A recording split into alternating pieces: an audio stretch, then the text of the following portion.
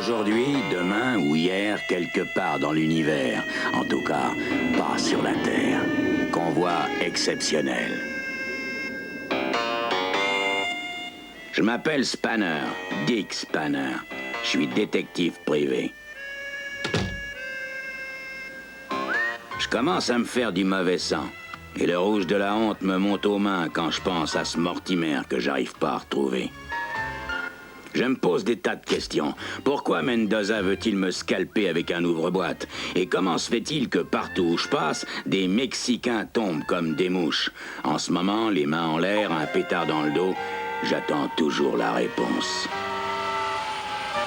Au commissariat du 16e district, le lieutenant O'Grady, qui est un vrai chef, essayait de me cuisiner à petit feu, mais je suis un dur à cuire. Il menaçait de m'attendrir avec des arguments massus pour que j'avoue le meurtre des 2 sombreros. Mais tout ce qu'il avait comme preuve contre moi, c'était 2 cadavres. Et ces 2 cadavres, bons pour le Père-Lachaise, tiendraient pas debout aux assises. J'essayais de lui faire comprendre que je serais mieux dehors pour résoudre cette affaire, et je le suppliais de me donner 2 jours pour trouver le vrai coupable. O'Grady refusa catégoriquement. Il ne m'accorda que 48 heures. C'était un mauvais calcul, mais il valait mieux écraser le coup. Et une fois de plus, je me retrouvais à la rue. J'avais la sensation qu'O'Grady me faisait suivre, mais ça n'avait ni queue ni tête. Pour moi, c'est un jeu d'enfant de repérer un flic en planque. D'ailleurs, j'en connais plus d'un qui s'est pris les boules à essayer de me filer. Alors, je décidai d'aller rendre visite au Turc. Il a installé son siège au fond du couloir à gauche. Vous pouvez pas le manquer. Le Turc sait tout, le Turc voit tout. Rien ne se fait dans cette ville sans que le Turc soit au parfum.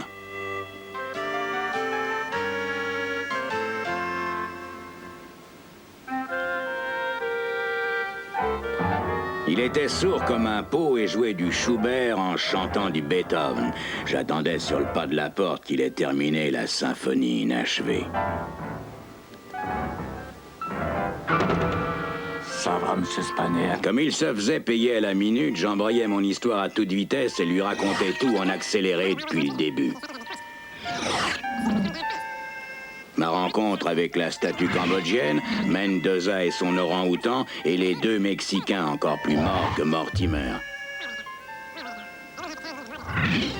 Quand j'eus terminé, il me montra une inscription sur le mur.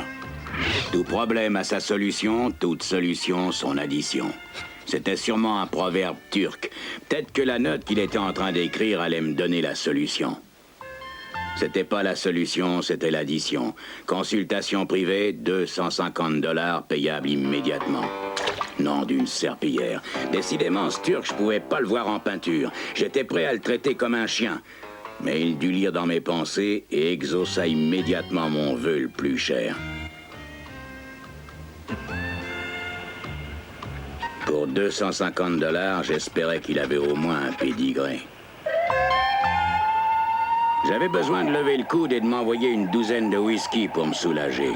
Le chien turc, lui, voulait lever la patte, et pour la même raison.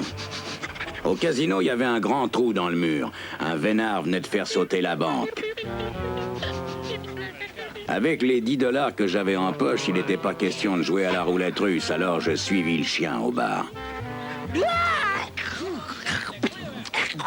J'avais déjà vu ce barman quelque part. Il avait la tête d'Al Capone et les oreilles de Monsieur Spock.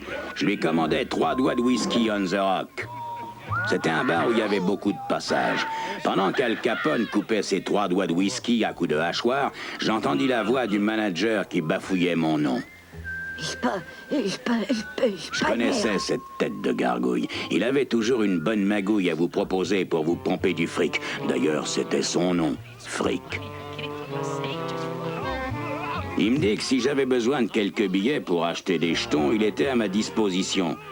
J'ignorais si les billets étaient vrais, mais ce qui était sûr, c'est que ce mec avait une vraie tête de faux jetons.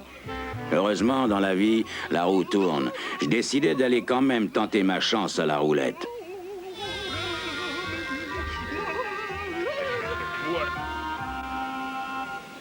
Faites vos jeux, s'écria le croupier avant d'aller au tapis. Mais c'était pas dans la poche. La roulette n'a rien d'un gagne-pain sérieux. Souvent, le blé se transforme en pain perdu. Je misais tout sur le 13 en espérant ramasser quelques miettes.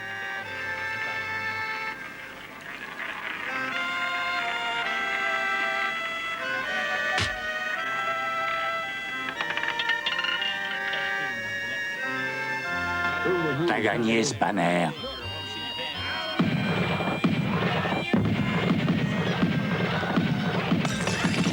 Ce salaud m'avait eu. J'avais déjà vu des gens se faire tirer le portrait, mais jamais un portrait tiré sur les gens. Décidément, cette affaire m'en faisait voir toutes les couleurs. Mais faut quand même en tenir une sacrée couche pour se faire étendre par une peinture au pistolet.